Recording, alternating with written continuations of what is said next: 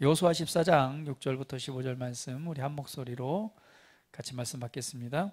그때에 유다 자손이 길갈에 있는 여호수아에게 나오고 그니스 사람 여분네 아들 갈렙이 여호수아에게 말하되 여호와께서 가데스 바네에서 나와 당신에게 대하여 하나님의 사람 모세에게 이르신 일을 당신이 아시는 바라. 내 나이 40세에 여호와의 종 모세가 가데스 바네에서 나를 보내어 이 땅을 정탐하게 하였으므로 내가 성실한 마음으로 그에게 보고하였고 나와 함께 올라갔던 내 형제들은 백성의 간담을 높게 하였으나 나는 내 하나님 여호와께 충성하였으므로 그날에 모세가 맹세하여 이르되 내가 내 하나님 여호와께서 충성하였은즉 내 발로 밟는 땅은 영원히 너와 내 자손의 기업이 되리라 하였. 이제 보소서 여호와께서 이 말씀을 모세에게 이르신 때로부터 이스라엘 광야에서 방황한 이 45년 동안을 여호와께서 말씀하신 대로 나를 생존케 하셨나이다. 오늘 내가 85세로 돼 모세가 나를 보내던 날과 같이 오늘도 내가 여전히 강건하니 내 힘이 그때나 지금이나 같아서 싸움에나 출입에 감당할 수 있으니 그날에 여호와께서 말씀하신 이 산지를 지금 내게 주소서. 당신도 그날에 들으셨거니와 그곳에는 아낙 자손이 있고 그 성읍들은 크고 견고할지라도 여호와께서 나와 함께 하시면 내가 여호와의 말대로 그들을 쫓아내리이다 하니 여호수아가 여분네 아들 갈렙을 위하여 축복하고 헤브론을 그에게 주어 기업을 삼게 하며 헤브론이 그니스 사람 여분네 아들 갈렙의 기업이 되어 오늘까지 이르렀고 이는 그가 이스라엘의 하나님 여호와를 온전히 쫓았습니다. 헤브론의 옛 이름은 기럇 아르바라. 아르바는 아낙 사람 가운데서 가장 큰 사람이었더라. 그리고 그 땅에 전쟁이 그쳤더라. 아멘. 할렐루야. 주님의 이름을 찬양합니다. 이번 주가 고난 주간이기도 하죠. 사실은 이 고난 주간은 성경대로 본다면 최대의 명절 중에 하나입니다. 그렇죠? 왜냐하면 우리가 고난 주간이지만 사실은 6월절 기간이기도 하죠. 6월절에 어린 양을 이렇게 잡고 출애굽할 때에 어린 양을 잡아서 그리고 무교봉을 굽고 그리고 이 보따리 짐을 싸고 출애굽을 준비하면서 문설주와 바깥문에 피를 바르고 이렇게 양을 고기를 먹던 그 날이죠. 죽음의 영이 와서 그 피를 볼 때에 거기를 넘어가게 되죠. 그 사건 이후로 드디어 이스라엘 백성들이 애굽의 종의 자리에서 벗어나 애굽을 출애굽하게 되는 그 계기가 바로 6월절입니다. 그래서 이 달이 최대의 명절이죠. 그래서 성경대로 보다면 3대 명절을 얘기할 수가 있는데 그 첫 번째가 바로 6월절이죠. 최대의 명절입니다. 또 어떤 절기죠? 이날은 하나님께서 꼭 그 얼굴을 보이라고 그랬는데 6월절 또 어떤 절기죠? 맥추절, 그죠? 그 다음에 3대 절기. 우리 장 목사님 절 보시면서 아유 목사님 구정 그리고 추석 있잖아요. 그리고 크리스마스도 있고 이게 3대 명절이 아니라 성경에서 얘기하는 3대 명절은 바로 6월절 그리고 맥추절 또 오순절이라고도 하죠. 그리고 마지막 그래서 장막절, 초막절이라고도 합니다. 그래서 굉장히 중요한 절기인데 바로 이 6월절은 시작, 출발을 알리는 기간이죠. 그래서 사실은 고난주간이지만 이번 주가 6월절의 최대 명절이기 때문에 그 명절을 기념하라고 그랬잖아요. 그러니까 이스라엘 백성들한테 따지면 이 명절은 어떤 날이에요? 굉장히 기쁘고 또 감사하고 왜냐하면 애굽에 400년 동안 종으로 살다가 드디어 하나님께서 그 출발로 인해서 특별하게 보호하심을 통해서 이끌어내셔서 축복의 땅으로 이끄시는 그 출발점이 바로 이 6월절 명절인 거예요. 그러니까 최대의 명절이고 기쁨의 날이고 너무나 감사하고 기억하고 기념해야 될 날입니다. 그런데 그 상징은 결국은 무엇으로 완성되죠? 맞아, 6월절이 어린 양이신 예수 그리스도가 이 땅에 오셔서 6월절에 어린 양이 되셨고, 그가 그의 피를 통해서 이제 문설주와 바깥문의 피를 받으시, 그 피를 통해서 우리의 이 죄 용서함과 그리고 죽음에서 사망으로 옮겨지는 그 은혜의 시작, 우리 구원의 모든 출발이 바로 이 6월절, 그리고 우리가 얘기하는 이 고난주간의 또한 시작입니다. 그래서 우리가 이 고난주간을 생각하면서 한편으로는 뭐가 되겠죠? 정말 우리의 구원하게 하신 하나님의 놀라운 은혜를 우리가 기억하고 또 기대하고 소망하는 기간이기도 하면서, 동시에 나를 구원하시기 위해서 희생하신 자기 자신을 낮추시고 자기네 자신의 목숨까지 모든 고난과 수치와 저주를 다 감당하심으로 우리를 구원하신 예수 그리스도의 우리를 행하신 위대한 그 사랑의 은혜를 또 깊이 있게 생각해보고 또 묵상해보고 또 주님을 더욱 깊이 알아가는 귀한 시간이 돼야 될 것입니다. 그것과 함께 이제 이어지는 절기가 초실절이라고 그랬죠. 그러니까 이 6월절에는 3대 절기가 함께 절기가 함께 시작돼요. 6월절과 함께 무교절이 시작이 되고, 그리고 초실절, 그리고 이제 맥추절, 오순절까지 쭉 절기가 이어지거든요. 그 모든 곳에는 바로 예수 그리스도를 나타내고 있고요. 구원자 대신 우리를 구원하시게 오신 하나님의 아들이신 예수 그리스도를 분명하게 보여주고 있고, 그것을 또한 증언하고 있는 것이 모든 절기입니다. 그래서 유대인들은 이 어린 양을 잡고 6월절이라고 하는 식사를 하면서 반드시 해야 되는 게 뭐냐면 바로 오실 메시아를 고대하는 거예요. 그 식사 시간에 그걸 고대하는 거예요. 우리를 구원하실 메시아가 오실 것을. 지금은 이제 예수님이 오셔서 그 일이 완성이 되었죠. 그래서 이번 또 한 주간과 우리가 부활절과 그 모든 시간을 맞이하면서 다시 한번 예수님에 대해서 깊이 있게 생각해보고 그 은혜를 기뻐하고 감사하고 영광을 돌려드리는 귀한 시간 되시기를 예수님의 이름으로 축복합니다. 할렐루야. 오늘은 여호수아 말씀을 통해서 유업에 대한 갈렙의 믿음에 관한 제목으로 하나님의 말씀을 나누도록 하겠습니다. 우리 참 많이 들어봤죠? 여호수아, 갈렙. 오늘 성경의 본문의 배경은 뭐냐면, 이제 하나님께서 드디어 이 가나안 땅에 들어가게 하셔서 이제 그곳을 차지하는 전쟁들이 이루어지게 됩니다. 그 시간이 지나고 나서 전쟁을 하게 되는데, 계속 땅을 차지하고 이제 기업들을 이렇게 분배를 하게 되는데, 사실은 가나안을 다 점령하지 못했어요. 근데 이제 여호수아가 나이가 먹었어요. 나이가 먹어서 노인이 돼가지고 이 전쟁을 다 끝내지도 못했는데 나이가 먹게 됐죠. 이제 그런 상황 속에서 각 지파들에게 그 땅을 이렇게 분배를 해주는 거예요. 분배를 해주고, 그리고 이제 나머지는 뭐예요?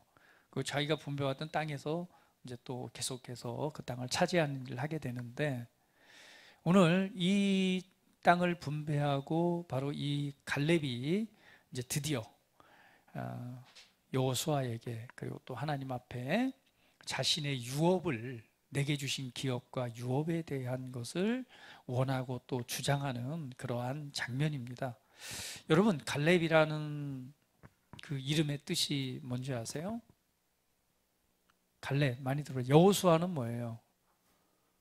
여호와는 구원이시다 라는 뜻이죠. 그러면 이 갈렙의 이름의 뜻은 뭘까요? 사실은 성경에 있는 그 인물들의 이름은 항상 그 사람이 가지고 있는 성향이나 아니면 그 사람의 어떤 역할에 대해서 많이 표현을 하고 있죠. 여러분, 갈렙이라는 그 이름의 뜻이 뭐일 것 같아요? 갈렙은 어떤 인생을 살았는가? 갈렙은 여호수아와 함께 이 가나안 땅을 정탐했었고, 그리고 다른 10명의 정탐꾼과는 다르게 하나님 앞에 온전히, 여기 보면 충성한 자라고 말하고 있죠. 그러니까 하나님의 뜻에 합당하게 하나님을 온전히 쫓았던 자가 바로 갈렙이었습니다. 하나님께서 가나안 땅을 보여주셨을 때, 이 땅을 봐라 했을 때 하나님의 의도, 목적이 있었어요. 내가 줄 아름다운 땅이야, 이걸 먼저 보고 와 했을 때 나머지 10명은 좋은 땅인 건 같지만 우리의 땅이 아니다라고 악평을 했지만, 그러나 이 여호수아와 이 갈렙은 분명히 하나님의 뜻을 알았어요. 그래서 하나님이 보여주신 대로 받고, 또 하나님이 함께 하시기 때문에 이미 그 땅은 우리 땅이다 라고 생각한 그러한 그 믿음을 가지고 있었습니다. 그래서 성경은 말하기를 그가 그가 하나님을 온전히 쫓았다라고 말하고, 또한 8절 말씀에 보면은 나는 내 하나님 여호와께 충성하였다라고 말하고 있잖아요. 그러면 여러분, 이 갈렙의 이름의 뜻은 뭘까요? 충성. 그렇죠. 충성되다라는 뜻을 가지고 있는데, 사실 갈렙이라는 것은 개를 의미합니다. 개, 멍멍. 개는 사실 뭘 상징해요? 맞아요. 개만큼 충성된 게 어디 있어요? 그래서 개 이름의 그 갈렙에는 개를 의미하면서 결국은 그가 가지고 있는 것은 굉장히 충성된 사람이다 라고 하는 것을 보여줬고, 또한 갈렙은 그러한 삶을 살아갑니다. 그런데 갈렙을 좀 더 보게 되면은요, 갈렙이란 인물은 참 독특한 배경이 있는데요. 여호수아 14장 6절에 보게 되면 그때의 유다 자손이 길갈에 있는 여호수아에게 나아오고 그니스 사람 여분네 아들 갈렙이 여호수아에게 말하되 라고 말하고 있어요. 그러니까 이 갈렙은 특별히 유다 지파에 속해 있으면서, 근데 출신 성분을 보니까 그니스 사람 여분네의 아들 갈렙이라고 표현합니다. 그러니까 이 갈렙은 유다의 그 정통, 그러니까 누구죠? 야곱의 아들에서 비롯된 그 정통 직계 자손은 아니에요.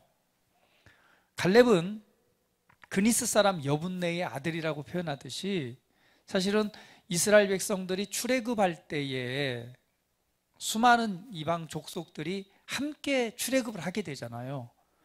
그러니까 많은 족속들이 함께 출애굽을 하게 되는데, 갈렙은 보면은 유다 지파에 속해 있지만 유다 지파의 혈통을 가진 자는 아니고 이방인의 혈통을 가진 자였습니다. 그럼에도 불구하고 유다 지파의 대표로 가나안 땅을 정탐하게 되는 그 위치에 서게 되죠. 할렐루야.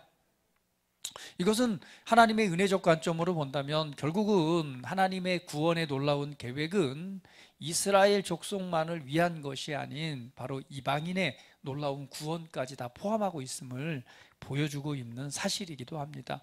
이제 그럼에도 불구하고 보면은 출신 성분으로 보면 뭐예요? 성골이 아니라, 그죠? 정통이 아니라 비주류임에도 불구하고 누구는, 이 갈렙은 그 유다 지파를 대표해서 가나안 땅을 정탐하고 오는 그 대표로 뽑힌 사람이 바로 갈렙입니다. 그럼 돌아보면 참 갈렙은 어떤 삶을 살았을까라고 본다면 뭐 대충 살지는 않았겠죠. 그렇죠? 정통파도 아니고, 그럼에도 불구하고 그 유다 지파의 대표로서 가나안 땅을 정탐하고 왔다는 것은 그만큼 그 모든 사람들에게 인정받고, 또한 그 지도력이라든가 리더십이라든가 그 모든 그 삶이 모든 사람들에게 인정받는 그러한 위치였을 것이다 라는 생각을 하게 됩니다. 그러니까 갈렙은 굉장히 이름처럼 충성되고, 그리고 그가 고백했던 것처럼 성실하고, 그리고 그 역할을 했기 때문에 오늘 유다 지파에 속해 정통이 아님에도 불구하고 오늘 그 대표로서 가나안 땅을 정탐하고 온 그런 인물이기도 합니다. 그러면서 동시에 또 이 갈렙은 어떤 인물이냐라고 봤더니 굉장히 하나님의 약속을 굳게 믿는 믿음의 사람이었음을 보게 됩니다. 여호수아 14장 9절 말씀 같이 한번 읽어볼게요. 같이 읽어봅니다. 시작. 그날에 모세가 맹세하여 이르되 내가 내 하나님 여호와께 충성하였은즉 내 발로 밟는 땅은 영원히 너와 내 자손의 기업이 되리라 하였나이다 라고 지금 말씀을 하고 있죠. 그러니까 그때에 그때가 언제예요? 이 가나안을 정탐하고 와서 모든 사람들의 10명의 악평을 통해서 많은 사람들의 거기에 있는 모든 사람들이 마음이 높고 그리고 불평하고 원망하던 그때죠. 그러나 그때에 오직 누구만, 여호수아와 갈렙만이 하나님을 온전히 쫓았습니다. 그때 모세가 말합니다. 그때에 이르되 내가 내 하나님 여호와께 충성하였은즉 내 발로 밟는 땅은 영원히 너와 내 자손의 기업이 되리라 라고 하신 그 말씀을 누구는? 갈렙은 굳건히 잡고 있었습니다. 물론 지파들에게 땅은 분배되지만 그 가운데에서도 누구에게 특별히 여호수아 갈렙에게는요 분명히 네가 밟는 땅은 너의 기업이 될 거야 라고 약속했던 그 약속을 분명하게 붙잡은 사람이 누구냐? 바로 갈렙이었습니다. 할렐루야. 여러분은 하나님의 말씀, 하나님의 약속에 관해서 어떻게 생각하고 있습니까? 어떠한 태도로 또 그 말씀을 붙잡고 있습니다. 아이고, 주님이 저한테 뭐 이렇게 별로 약속하신 게 있을까요? 라고 하는데 저와 여러분은 이미 약속을 받은 자입니다. 할렐루야. 왜요? 이미 예수 그리스도의 십자가와 속량과 부활을 통해서 그분의 생명을 통해서 저희와 여러분이 거듭나는 순간 우리는 그 언약 안으로 들어온 자들입니다. 그리고 그 언약 안에 태어난 자들이에요. 그 안에 들어온 순간 이미 그리스도 예수를 통해서 주신 복음의 놀라운 약속과 그 은혜들이 우리는 이미 받은 자요 그것을 가진 자들입니다. 할렐루야. 여호수아가 모세로부터 그 약속을 붙잡았던 것처럼 우리는 이미 약속을 받은 자고 약속에 이른 자며 약속을 가지고 있는 자예요. 그러면 그 복음의 은혜에 그 말씀에 관해서 우리는 어떠한 태도를 가지고 있는가? 이 갈렙은 그 이후의 사실은 뭐예요? 40년 동안 광야에서 광야의 삶을 살아가잖아요. 그 40년 동안에도 어떤 사실? 이 약속을 잊지 않았어요. 여러분 40년이 정말 짧다면 짧고 근데 길다면 굉장히 긴 시간입니다. 참 어제도 우리 부동산에 있는 이 앞에 있는 어르신들하고 잠깐 얘기를 하는데 그러시더라고요. 아우 목사님 세월이 얼마나 빠른지 이 나이가 되고 보니까 너무 빠르대요. 그래서 여기 부동산 땅이 있잖아요. 좋은 땅인데 아이고 여기도 뭐 저 건축 할 수도 있잖아요. 아이고 이 나이에요. 언제 돌아봤더니 자기가 50년 전에 뭐 이 집을 지었대요. 근데 벌써 이렇게 50년의 세월이 흐르고 이렇게 나이가 먹었다고 이제 그런 말씀을 하시더라고요. 참 세월이 굉장히 50년이라고 하면 너무 긴 세월 같지만 돌아보니까 너무 짧다는 거예요. 그러면서 이 지역이 사실은요 여기 다 논밭이었다고. 아 그러죠. 그때 좀 땅 좀 사놓지 그랬더니 그때 조금 사긴 샀는데 다 팔아먹었다고. 근데 그렇잖아요. 굉장히 어떻게 긴 것 같으면서도 돌아보니 굉장히 짧게 느껴지는 것이 이 세월입니다. 근데 여러분 40년 동안 그때 했던 그 약속을 잊지 않았어요. 그리고 그 약속을 붙잡고 광야에 40년을 살아갔고 그리고 이 가나안 땅에 드디어 이제 그때에 있던 세대들이 다 죽고 나서 오직 여호수아 갈렙만 살아남았잖아요. 모세도 죽고 그리고 이 가나안 땅에 들어와서 드디어 그 땅을 차지하는 전쟁을 하게 됩니다. 그 전쟁이 이제 어느 정도 마무리가 되고 그 나이가 85세가 된 그때에도 그 약속을 기억하고 그 약속을 주장하는 거예요. 그때에 나에게 네가 밟는 땅은 너의 기업이 되겠다라고 약속하시지 않으셨습니까? 제가 그 약속을 기억합니다. 그러면서 말씀하기를 여호수아 14장 10절 말씀에 같이 읽어볼게요. 이제 보소서 같이 읽어봅니다. 시작. 보소서, 여호와께서 이 말씀을 모세에게 이르신 때로부터 이스라엘이 광야에서 방황한 이 45년 동안을 여호와께서 말씀하신 대로 나를 생존하게 하셨나이다. 오늘 내가 85세로되. 할렐루야. 그 약속하신 그 하나님께서 그 약속을 이루시는 하나님임을 다시 한번 고백을 하고 있습니다.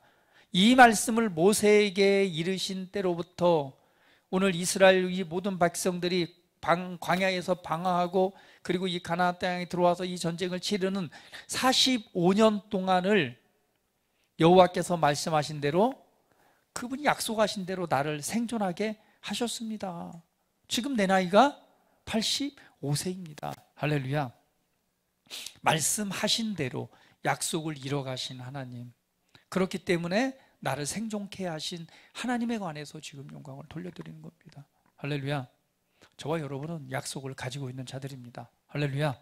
그 약속이 성취되어지고 또 그 약속의 은혜에 더해서 우리 각자를 향한 이제 하나님의 부르심과 하나님의 계획이 있잖아요. 분명히 우리를 하나님의 작품으로 지었다고 말씀하셨고 또 우리를 향한 놀라운 계획을 가지고 계시다고 말씀하시고 또 그 일을 위해서 앞서 행하신다고 에베소서에서 우리에게 말씀하고 계십니다. 그러면 저와 여러분을 향한 놀라운 계획과 하나님의 뜻이 있다는 거예요. 우리는 그 약속을 받은 자고 가진 자입니다.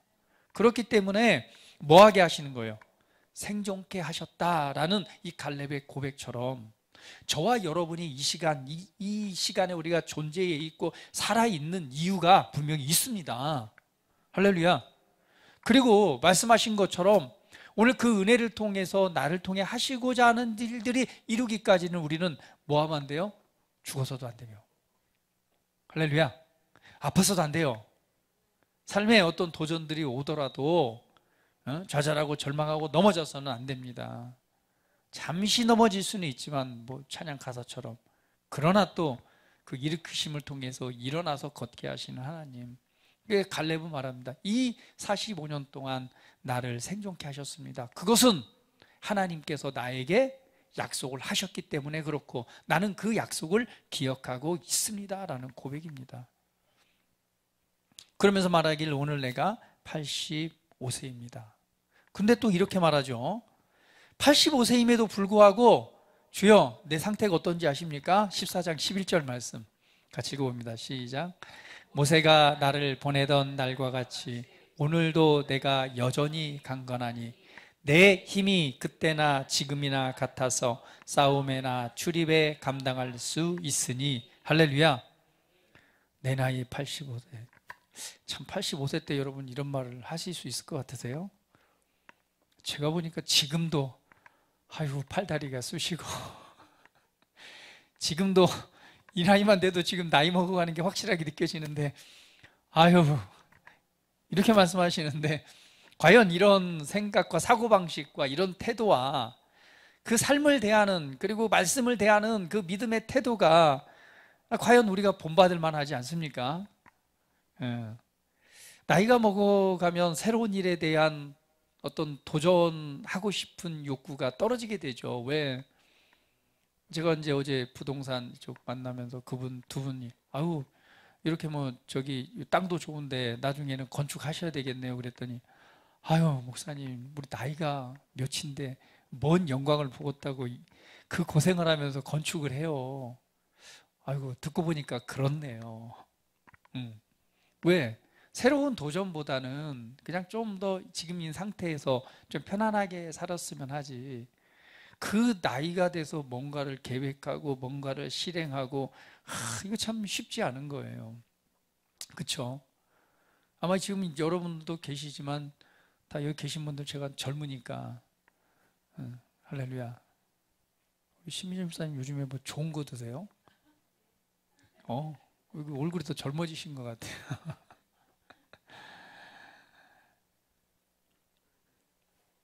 사실은 우리가 나이가 들어갈수록 뭔가 새로운 도전 아니면은 그러한 태도 가지기가 쉽지는 않습니다.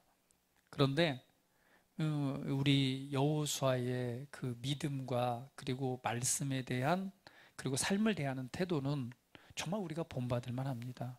왜냐하면 내가 85세, 그러니까 정확히 그 나의 인생과 내 삶을 향한, 그리고 하나님의 뜻에 나는 온전히 충성하면서 온전히 하나님을 만족시키듯이 그러한 삶을 살아갔고, 그리고 하나님이 약속하신 그 약속의 말씀을 나는 여전히 기억하고 있고, 또한 그 약속의 말씀이 있기 때문에 내 나이가 85세이지만 나는 이제 내가 그 모든, 이제 어떻게 보면 정복 전쟁이 마무리가 되잖아요. 그 모든 전쟁을 치르고 이제 내게 주신 그 땅, 내게 주신 나의 유업을 차지할 수 있는 그런 열정과 그런 힘과 그런 강건함이 나에게 있습니다. 나는 그것을 감당할 만한 힘이 있습니다. 감당할 만한 능력이 있습니다. 감당할 만큼 나는 강건합니다. 라는 고백이 바로 이 갈렙에 대한 갈렙의 고백이었습니다. 오늘 우리가 우리 삶을 대면하고 우리가 하나님의 말씀을 믿기 때문에, 또 하나님이 향하신 놀라운 계획과 뜻이 내 안에 있기 때문에 우리는 이 갈렙의 태도를 좀 본받고 그러한 마음으로 삶을 대면하는 것, 이것이 우리의 태도가 되어야 되지 않을까요? 우리가 갈렙에 대한 이 자기 유업에 대한 이 갈렙의 믿음을 보면서 좀 우리가 한번 본받았으면 좋겠습니다. 그냥 눈에 보이는 내 나이 아니면 어떤 환경, 이런 것을 바라보고 그것을 결정하는 것이 아니라, 물론 그런 것도 참고사항은 될 수 있겠죠. 그러나 오늘 우리가 믿음의 관점에서 이 갈렙이 하나님의 약속을 받고 그 약속에 대한, 그리고 하나님의 뜻과 하나님이 향하신 그 계획을 바라보는 그 믿음의 태도가 어떠한가는 우리가 분명히 본받을 필요가 있습니다. 내 나이가 85세니까 이제 쉬고 싶어요가 아니라, 여전히 하나님께서 지금까지 생존케 하셨고 그 약속의 말씀이 있기 때문에, 그때 40년 전에, 45년 전이죠. 45년 전, 그러니까 내 나이 40세 때 모세가 나를 보내던 날과 똑같이 오늘도 내가 여전히 강건하고 내 힘이 그때나 지금이나 같고 싸움에나 출입에 감당할 수 있습니다. 할렐루야. 이것이 바로 이 갈렙이 가졌던 하나님의 약속과 삶을 대면하는 태도였습니다. 어찌 85세가 됐는데 무릎팍이 안 아프고 쑤시는 데가 없겠어요.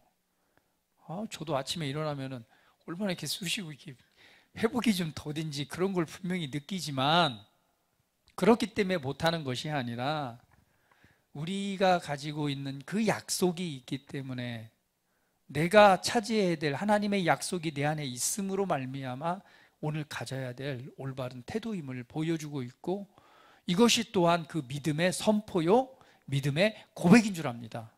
할렐루야. 그래서 아이고 허리 쑤셔 죽겠네 하지 마시고 이 고백을 좀 내 고백으로 삼았으면 좋겠어요.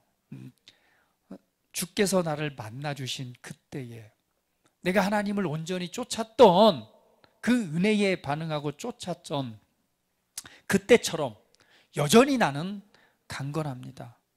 그때의 힘이나 그때나 지금이나 그 힘이 같고, 내가 믿음의 선한 싸움을 싸우고 그 모든 것을 감당할 수 있습니다라는 고백이 우리 믿음의 고백이 되어야 되지 않을까요?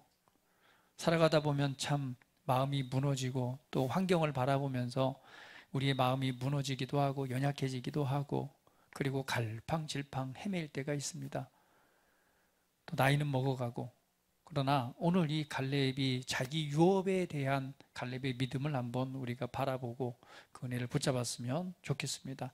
그러면서 말하기를 12절 말씀에 이렇게 말하죠. 같이 읽어봅니다. 시작. 그날에 여호와께서 말씀하신 이 산지를 지금 내게 주소서.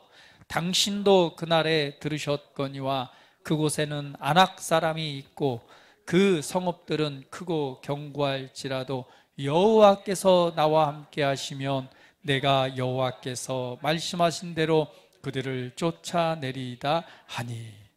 여러분, 이스라엘의 12지파가 이렇게 차지한 땅이 있어요. 근데 특별히 이 산지라고 하는 곳이 아니면 헤브론 산지입니다.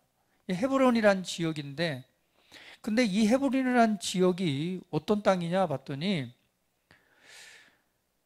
그 성읍들은 크고 견고하고, 또 보니까 아낙 사람이 살고 있대요. 특별히 아낙 사람 중에 나중에 보면 아낙 사람이 살고 있는데, 아낙 사람 가운데서 헤브론의 옛 이름은 기럇 아르바라. 아르바는 아낙 사람 가운데서 가장 큰 사람이었다. 그러니까 아낙 사람은 뭐예요? 거인들을 말하잖아요. 굉장히 큰 사람들이 사는데, 그 중에서도 누구? 아르바. 그 아르바라는 사람은요, 그 거인들 중에서도 가장 큰 사람들이래요. 그러니까 여러분 보세요. 헤브론 산지는요, 성읍도 견고하죠. 그 다음에 어때요? 막 골리앗과 같은 그런 거대한, 그 중에서도 가장 큰 사람들이 살고 있는 그 성읍이 헤브론 산지예요. 여러분 같으면 어떡하겠어요? 여러분 같으면, 나 같으면 아우, 거기 말고 차라리 저쪽 좀 더 평해야지 돼. 여기 유다가 차지한 땅이 가데스바네에서 올라와서 보면은 이 유다가 차지한 땅이 그 예루살렘, 그러니까 예루살렘을 중심으로 한 그 아래 지역이거든요. 옆에 우측으로 사해바다가 있고, 그러니까 예루살렘이 있는 지역이 베냐민 지파와 그 밑으로 이렇게 함께 포함된 지역이에요. 근데 거기에 그 지역이 굉장히 넓은 땅인데, 넓은 땅 가운데서 지금 갈렙이 요구하는 건 어디예요? 헤브론 산지예요. 그러니까 보니까 내가 그때에 정탐했다고 하는 거 보니까 결국 많은 사람들이 여러 곳을 정탐을 했지만 갈렙은 그 헤브론을 분명히 정탐을 했던 것 같아요. 그리고 그 땅을 찜했던 것 같아요. 그래서 근데 그 땅을 내게 주소서 할 때, 그거 말고 더 좋은 땅, 좀 편안한 땅, 이미 정복되어진, 이미 차지한 그 땅을 차지할 수도 있는데 아직 차지하지 않은 땅, 그럼에도 불구하고 견고한 성읍이 있고, 그리고 거인 중에 거인들이 살고 있는 그 땅을 내게 달라는 거예요. 자, 보세요. 여기 보면 주께서 그날에 들으셨거니와 그날에 여호와께서 말씀하신 그 산지를 내게 주소서. 당신도 그날에 들으셨거니와 그곳에는 아낙 사람이 있고 성읍들은 크고 견고하단 말을 들으셨습니다. 그러나 하나님께서 나와 함께 하시면 하나님께서 말씀하신 대로 내가 그들을 쫓아낼 수 있습니다. 그러니까 굉장히 참 우리는 눈으로 보기에 좀 더 편안한 곳, 눈으로 보기에 아름다운 곳, 또 눈으로 보기에 이거는 내가 좀 감당할 수 있겠어, 어떤 좀 수준을 낮춰서 바라보고 그것을 차지하려고 우리가 참 하잖아요. 그러나 갈렙은 하나님의 약속을 믿었고, 그곳이 성읍이 견고하고 거인들이 살고 있을지라도 내 나이가 85세임에도 불구하고 당신이 나와 함께 하시고 당신이 약속하신 것이라면 나는 이 땅을 내가 차지하게 될 것입니다. 이 땅이 나의 유업입니다 라고 하는 고백입니다. 이 헤브론이라고 하는 것은 사실은 지역적으로 본다면요, 아브라함이 이곳에서 살았었고요, 과거에는 아브라함이 이곳에서 제단을 쌓았던 곳, 그리고 막벨라 굴이 있는 곳, 그리고 여호수아 이제 그 후에는요 이 도피성이 되는 곳이기도 합니다. 도피성이라고 하는 곳은 사실 6군데가 있게 되는데 그 중에 한 곳이 바로 헤브론, 이 지역이 도피성이 되기도 해요. 여러분, 도피성 뭐죠? 도피성이라고 하는 것은 그렇죠, 어떤 우발적으로 사람을 죽인, 게 살인 의도가 없는데 내가 사람을 죽였어요. 근데 그때 당시에는 어떤 이런 사건이 생기게 되면 눈에는 눈, 이에는 이잖아요. 그러니까 무조건 죽였네, 그러면은 가문의 영광을 위해서 반드시 죽인단 말이죠. 근데 나는 죽이고 싶지 않았는데 잘못돼서 어떤 그냥 사고로 죽었단 말이에요. 근데 그 가족에 의해서 지금 죽임당할 수가 있어요. 그래서 뭘 만들어놨냐면 이 도피성을 만들어놨어요. 빨리 그곳으로 도망을 가는 거예요. 그곳에 들어가게 되면은 그때 이제 이 상황들을 분석해서 재판을 해서 정말 이게 의도적으로 살인을 해서 죽여야 될 죄면 내놓고, 그렇지 않으면 그곳에서 안전하게 보호받는 곳이 바로 이 도피성입니다. 그래서 이 도피성은 곧 후에 누굴 상징하죠? 우리 죄인들이 피할 수 있는 곳, 바로 예수 그리스도를 상징합니다. 그래서 헤브론은 어떤 의미를 갖고 있냐면 연합이라는 의미를 갖고 있어요. 각 도피성마다 가지고 있는 의미가 다 다른데 이름의 의미가, 특별히 헤브론은 연합이라는 의미를 가지고 있습니다. 그래서 이 도피성 중에 한 곳이 되는 곳이 바로 이 헤브론입니다. 그리고 더 나아가서는 우리가 성경에서 잘 알고 있는 다윗이라는 인물을 알죠. 다윗이 기름 부음을 받고 이스라엘의 왕으로 임명된 곳이 바로 헤브론이면서 그곳이 예배의 중심지입니다. 후에 예루살렘 성전이 건축되기 전까지는 거기가 예배의 초소요, 예배의 중심지가 됐던 곳이에요. 나중에 바로 예루살렘을 이제 차지하고 나서 거기에 성전을 건축하면서 옮겨지게 되지만, 헤브론이라고 하는 것은 산지이면서도 참 그런 지역적인 특성을 가지고 있는 곳이 헤브론입니다. 그러면서 동시에 견고한 성읍과 아낙 사람이 사는 곳, 차지하기 힘든 땅, 어려운 땅이에요. 그래서 이스라엘 백성들은 사실은 그걸 보고 뭐 했어요? 메뚜기의 신드롬처럼 메뚜기의 마음을 가졌잖아요. 그들의 바라볼 때 나는 뭐와 같다? 메뚜기와 같다.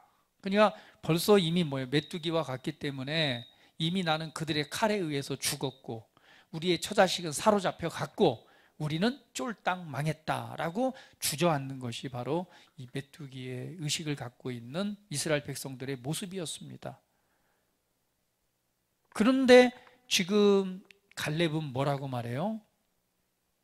내가 지금 나이가 80이지만 그 땅은 나에게 주신, 내게 약속하신 나의 유업입니다 라고 말씀하는 겁니다.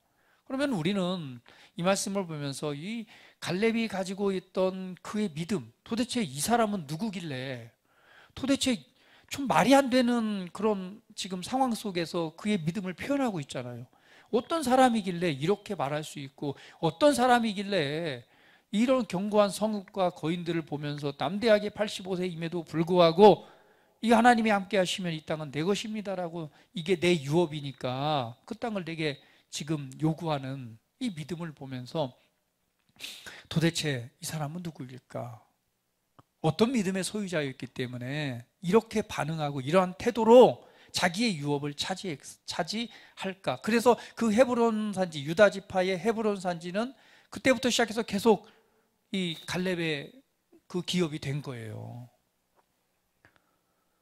여러분, 남들은, 모든 사람은 생각할 때 그 산지를 보고 그 아낙 자손을 보면서 메뚜기와 같다 했을 때 갈렙은 그렇지 않았습니다. 갈렙은 하나님의 관점으로 봤기 때문에 내가 누구인가를 알았어요. 그래서 메뚜기가 아니라 나는 뭐라고? 큰 용사로 여긴 것입니다. 그것을 차지할 만한 자격이 없는 것이 아니라 자격 있는 존재임을 알고 고백한 것이에요. 그래서 우리는 그리스도 예수 안에서 우리에게 주신, 내가 이미 받은 그 유업을 차지하기 위해서는요, 그것이 내 삶의 유익으로 나타나기 위해서는 내가 누구인가를 알아야 됩니다. 내가 누구인가를 모른다면요, 우리는 메뚜기와 같은 의식을 가질 수밖에 없어요. 왜? 그렇잖아요. 살아가면서 늘 느끼는 게 강함보다는 연약함을 많이 느끼잖아요. 그래요, 안 그래요? 여러분, 한 주 동안 살아가면서 정말 어땠습니까? 저도 한 주 동안 살아가면서 참 생각이 왔다 갔다, 뭔 사건 사고 나기보다는 너무나 많은 상황들이 막 복잡하게 왔다 갔다 하다 보니까 정신이 하나도 없더라고요. 그럴 때는 어때요? 마음이 그냥 화도 났다가 아니면 무너지기도 했다가 막 하잖아요. 이게 사실 우리의 모습들입니다. 그런데 왜? 눈에 보여지고 그냥 우리에게 다가오는 일들이 있으면 그럴 수밖에 없어요. 장사를 하는 사람이라면 손님이 안 오면 어때요? 아이고, 이제 망했구나. 이렇게 경기가 어려운데 이제 장사도 안 되고, 보니까 그냥 월세 걱정, 뭐 생활비 걱정, 보험료 낼 걱정 쭉 하다 보면 어때요? 이미 막 그냥 한숨만 훅 나오잖아요. 왜? 눈에 보여지는 건 그렇단 말이에요. 그런데 오늘 눈으로 보여지는 대로 우리가 바라볼 때는 메뚜기가 될 수밖에 없어요. 그러나 그리스도 안에 있는 내가 어떠한 존재인가를 알고 오늘 내게 허락되어진 유업이 무엇인가를 정확하게 안다면 우리는 그것을 알고 그것을 차지하는 자가 될 것입니다. 갈렙과 같은 그러한 믿음의 고백이 우리의 고백이 될 것입니다. 고린도후서 5장 17절에 보면 같이 읽어볼까요? 시작. 그런즉 누구든지 그리스도 안에 있으면 새로운 피조물이라. 이전 것은 지나갔으니 보라 새 것이 되었도다. 이전 것은 지나갔으니 보라 새로운 것이 되었도다. 왜? 그리스도 안에 있으면 새로운 피조물이니까. 그리스도 안에서 저와 여러분은 새롭게 창조함을 입은 자입니다. 새롭게 창조함을 입은 이 내가 누구인가를 우리는 알아야 되겠죠. 왜? 그럴 때에 내가 메뚜기가 아니고 뭐죠? 반딧불이인가요? 벌레인 줄 알았더니 그렇죠? 벌레가 아니고 반딧불인 걸 알게 되는 거죠. 빛나는 존재란 거를 아는 거죠. 그리스도 안에 새로운 피조물이라고 말한다면 새로운 피조물인 내가 누구인가를 생각해 보는 거예요. 이전에 봤더니 나는 벌레 같았지만, 메뚜기와 같았지만 새로운 피조물, 새롭게 창조되어진 나는 누구인가를 바라보니까 아니, 내가 하나님의 생명으로 창조됐다고? 그냥 이런 생명이 아니라 하나님이 가지고 계신 영생하는 예수님 안에 있었던 그 생명으로 내가 창조됐다고? 내가 창조된 것은 하나님의 영으로 창조됐다고? 내가 창조된 것은 썩지 아니할 이 하나님의 말씀의 씨로 내가 창조됐다고? 와, 나의 출생 자체가 완전히 귀족이네. 여기 옆 사람 보시면서 당신은 왕족입니다. 왕답게 생각하십시오. 한번 내세요. 왕답게 생각하십시오. 우리의 출신 성분이요. 굉장한 걸 발견하게 됩니다. 야, 그리스도 안에 들어오기만 하면 새로운 창조물, 새롭게 창조했다고? 그럼 새롭게 창조된 나는 누구라고? 하나님의 생명, 창조주인 그분의 영생하는 생명, 그 생명이 나를 살게 하고 그 생명으로 창조됐다고? 내가 거듭난 것은 하나님의 성령, 그분의 영으로 말미암아 내가 창조된 거라고? 야, 나는 육신의 아버지의 씨를 받고 그냥 그 전부인 줄 알았는데 아버지의 씨가 아니라 썩어지지 아니할 진리의 말씀이신 하나님이신 그 말씀의 씨앗으로 내가 창조됐다고? 와, 그러한 나를 하나님의 아들이라고 말하네. 아들이면 아들의 권세가 있다고 말하네. 아들이면 상속자이기 때문에 이미 유업을 가진 자라고 말하네. 내 삶을 보니 나는 축복보다는 저주가 가득한 사람인 줄 알았는데 나는 하나님의 놀라운 축복으로, 축복 안에서 아브라함에게 말했던 너는 복이 될지라 했던 복의 근원인 자로 나는 태어났네. 와우, 나는 보통 사람이 아니네. 할렐루야, 할렐루야. 이 놀라운 은혜를 우리가 내가 어떤 존재인가를 바라보는 순간 나는 벌레가 아니고 나는 반딧불이네. 반딧불이 빛나잖아요. 반딧불 봤어요, 여러분들? 무주에 가면은요 반딧불 축제가 있어요. 그거 한번 가보세요. 전 안 가봤지만 우리 동네가 무주 옆이라 어렸을 때 반딧불 많이 봤어요. 근데 이 반딧불이요 이렇게 나무 같은 데 이렇게 모여 있잖아요. 그러면은 크리스마스 트리처럼 막 빛나요. 실제로 우리 어렸을 때는, 왜냐하면 어릴 때 교과서에 보면은 참 가난하니까 어때요? 반딧불을 모아다가 이렇게 했다고 했잖아요. 저도 전기가 안 들어오던 시대에 살았었고, 근데 이제 그 교과서를 보고 아 그렇구나. 그래서 한번 해봐야 돼. 호기심 많으니까. 저도 호기심 많아요. 해봐야 되잖아요. 그래가지고 이제 밤에 가서 반딧불을 다 잡아다가 이렇게 병에다 넣고 해보는 거죠. 이걸로 책을 읽고 이렇게. 장 목사님 왜 그런 눈으로 저를 쳐다보세요? 아우, 나보다 나이는 어린 것 같은데 참 어려운 시대를 사셨군요. 이렇게 쳐다보는 것 같아요. 나는 그래도 서울 출신이에요. 뭐 이렇게. 아유, 상상이 안 가네요. 이러는데. 그 반딧불 잡아다 했어요. 반딧불은 왜요? 빛나잖아요. 꼬리가 이렇게 반짝하면서 확 빛납니다. 정말 예뻐요. 나는 벌레인 줄 알았는데, 나는 지극히 작은 자인 줄 알았는데, 나는 큰 용사네. 나는 다른 사람에게 아무것도 영향을 미칠 수 없는 그런 벌레인 줄 알았는데 봤더니 나는 정말 밝게 빛나는 빛이네. 나는 그리스도 예수 안에서 하나님의 아들로서 모든 걸 가지고 있는 자네. 나는 그냥 보통 사람이고 평범한 줄 알았는데 그리스도 예수 안에서 태어난 나는 하나님의 신령한 복과 하늘에 속한 모든 좋은 것, 하나님께 속한 하나님의 아들이기 때문에 하나님께로부터 물려받은 모든 좋은 유업들이 다 내 안에 있네. 이걸 발견하는 순간 우리의 프라이드, 우리의 자존감은 올라가는 것입니다. 할렐루야. 이것은 돈으로도 판단할 수도 없고 우리 삶에 나타난 어떤 인간적인 관점의 성공으로도 판단할 수 있는 문제가 아니에요. 우리의 이 거듭난 영 안에, 우리 안에 가진 이 놀라운 것들을 우리가 가지고 있기 때문에 우리는 당당할 수 있고 우리는 큰 용사처럼 말씀할 수 있는 것입니다. 왜? 이미 그것이 내 것이니까, 내 유업이니까 차지하는 거죠. 그거 내 거 아닙니까? 내가 85세고 나이고 이걸 다 떠나서 치유와 신성한 건강이 내 것이다 하면 어때요? 치유와 신성한 건강은 내 유업이라면 그거 차지해야 돼요? 안 해야 돼요? 연약해져서는 안 돼요. 할렐루야. 연약해져서는 안 됩니다. 내게 주신 유업이라면 나는 그것을 차지하는 것입니다. 내 삶에 이루어진, 오늘 그리스도 안에서 거듭난 내 안에 이루어진 하나님의 놀라운 것들을 우리는 성경을 통해서 봐야 됩니다. 하나님의 생명이 내 것이라면 여러분 안에 하나님의 생명이 밝게 빛나도록 그것을 차지하는 삶을 살아가십시오. 연약함을 말하기보다는 아버지 안에 내가 태어난, 나이가 거듭난 그 하나님의 놀라운 생명의 빛, 예수님 안에 있었던 빛, 그 생명은 하나님의 빛이었습니다. 모든 어둠을 밝히는 빛이었습니다. 오늘 그 생명이 내 안에 주어졌다면 그 생명이 내 안에 빛나도록, 내 유업이니까 내가 차지해서 빛나도록 해야죠. 그 빛나도록 하는 건 누가 하는 거예요? 반딧불도요, 지가 꼬리에 힘을 빡 써야지 빛나지, 아니면 빛 안 나요. 빛은 가지고 있지만 그걸 빛나게 하는 것은 우리의 역할입니다. 우리 옆 사람 보세요.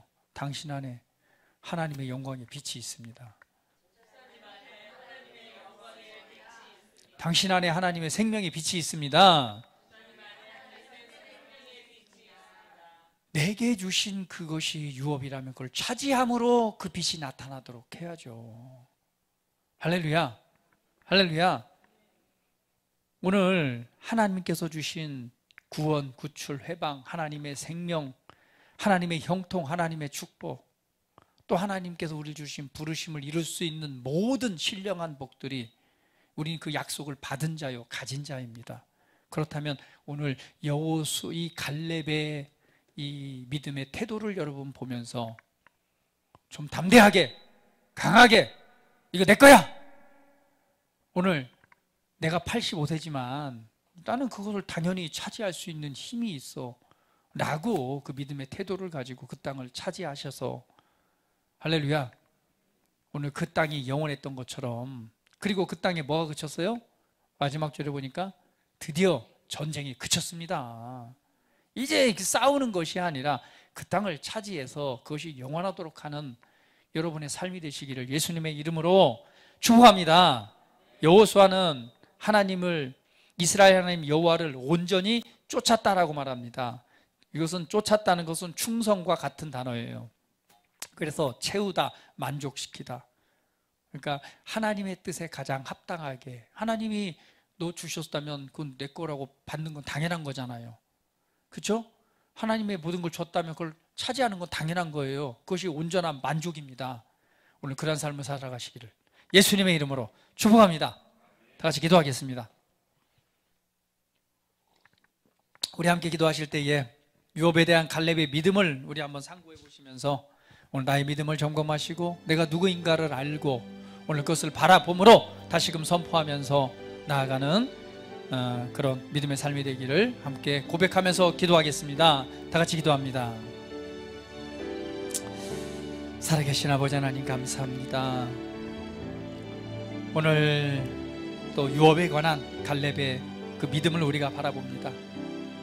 그가 하나님의 약속을 믿었고 또 충성된 자로서 오늘 그 뜻을 쫓았던 갈렙의 믿음을 다시 한번 바라보면서 그리스도 예수 안에서 새로운 피조물로 거듭난 오늘 그리스도 안에 있는 내가 누구인가를 다시금 알고 오늘 내가 약속으로 받고 그 약속이 이루어진 그 유업이 오늘 내 것임을 내가 알고 그것을 차지하는 자, 우리의 믿음의 태도를 바꾸고 우리의 생각을 바꾸고 오늘 하나님의 말씀에 대한 약속에 대한 또 유업에 대한 태도를 갈렙처럼 한번 새롭게 함으로 오늘 그 은혜의 자리에 그것을 차지하는 그것으로 말미암아 하나님의 생명과 그 은혜를 빛나게 하는 그 은혜의 자리에 나아가기를 원합니다.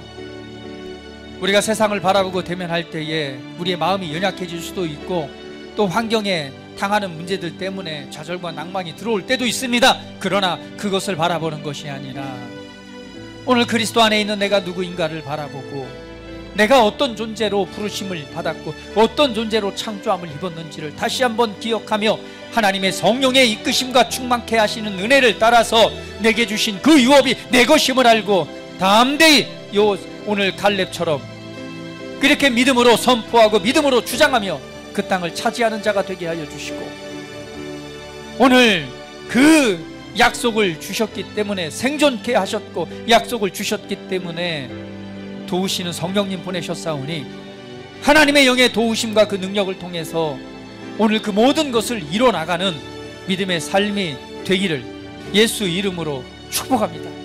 우리 사랑하는 성도들의 삶을 축복합니다. 우리 사랑하는 성도들의 삶에 오늘 그 은혜가 나타나기를 예수 이름으로 축복합니다. 주님 감사합니다. 오늘 그것이 간증이 되고 그것이 하나님의 영광을 위한 존귀한 삶이 되게 하시옵소서. 주님만을 찬양합니다. 감사드리며 예수 그리스도의 이름으로 기도합니다. 아멘.